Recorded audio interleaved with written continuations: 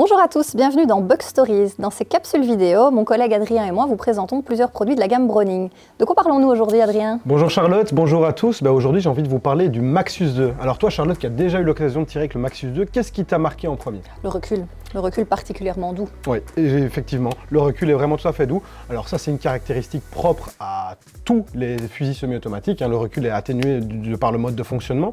Mais le Maxus 2 est équipé d'un système breveté qui s'appelle le Power Drive et qui va vraiment réduire encore plus le recul et qui va également vous permettre de tirer toutes les cartouches allant de 24 grammes à 64 grammes. Donc vraiment des cartouches pour le sport, comme les cartouches vraiment dédiées au gibier à plumes, mais très lourd. Et sinon, donc à part le système Power Drive, que peux-tu nous dire d'autre sur l'arme? Il y a vraiment beaucoup de choses à dire sur le Maxus 2. Et vraiment, une des premières choses dont j'ai envie de parler, c'est le système Speed Loading, qui en fait va vous permettre, comme vous le voyez maintenant à l'image, d'insérer directement une cartouche dans la chambre en la plaçant dans le tube magasin. Donc ça vous permet vraiment un gain de temps qui est conséquent, mais ce n'est pas la seule innovation qu'a ce Maxus 2 par rapport aux autres fusils qu'on peut trouver sur le marché. Tu parles du cut-off. Je parle du cut-off, effectivement. Donc voilà, tout bon chasseur sait que quand il franchit un obstacle, il a pour obligation de décharger son arme pour respecter les consignes de sécurité. Alors quand on a un superposé, c'est pas vraiment un problème, on l'ouvre, on retire les cartouches. Voilà, le problème est réglé, ça va très vite. Avec un fusil semi-automatique, ça peut être un peu plus contraignant. Il faut actionner la culasse plusieurs fois, passer par la chambre, etc. Donc, c'est pas le meilleur système. Avec le cut-off, donc vous allez pouvoir vraiment bloquer l'approvisionnement. Donc, vous ouvrez la culasse et vous bloquez l'approvisionnement de la chambre, ce qui fait que les cartouches resteront confinées dans le tube magasin et donc vous gagnez vraiment un temps précieux une fois de plus. Mais voilà, le Maxus 2, comme j'ai dit, il y a vraiment beaucoup de choses à dire. Et à ton avis, qu'est-ce qui t'a marqué de plus encore sur ce fusil, outre le speed loading? L'ergonomie parfaite, une fois qu'on l'a en main, on a directement bien... Oui, tout à fait. Et en fait, il faut savoir que Browning a vraiment pour tradition d'être vraiment proche de ses clients. Et quand on vous dit ça, c'est pas des mots en l'air. Donc quand on vous rencontre lors des salons ou des différents événements auxquels on a la chance de participer, on prend vraiment en compte toutes vos remarques. Et pour le Maxus 2, ça a été plus loin parce que quand on a développé le Maxus 2, donc à partir du Maxus 1, on a vraiment fait un large questionnaire dans toute l'Europe pour savoir ce qu'on pouvait améliorer. Et on a amélioré pas mal de choses.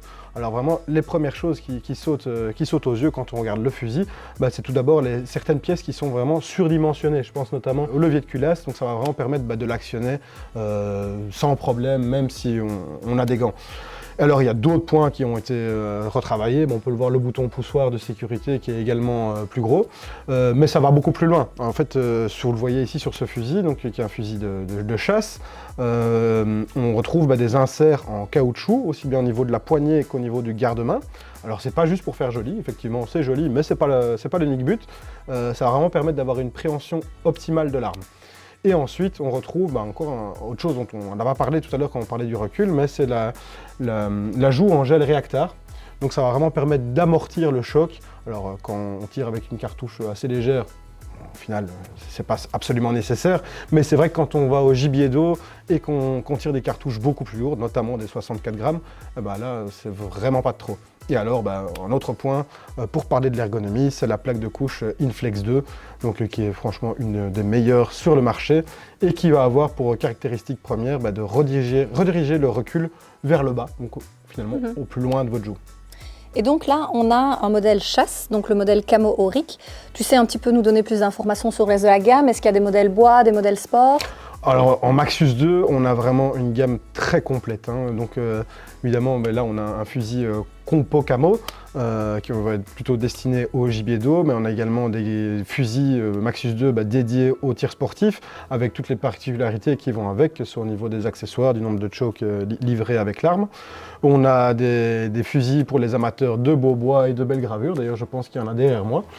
Donc là, on peut déjà avoir une petite idée de la largeur de la gamme. Donc je pense que voilà, le Maxus 2, c'est vraiment un maître achat pour tous ceux qui cherchent un fusil semi-auto. Il y en a pour tous les goûts, il y en a pour tous les budgets. Et vous ne serez pas déçus parce que voilà, sa fiabilité est aussi proverbiale que son ergonomie. Super, donc on n'a plus qu'à aller l'essayer. Alors merci beaucoup Adrien. Merci. Et nous, on se retrouve bientôt pour d'autres Bug Stories.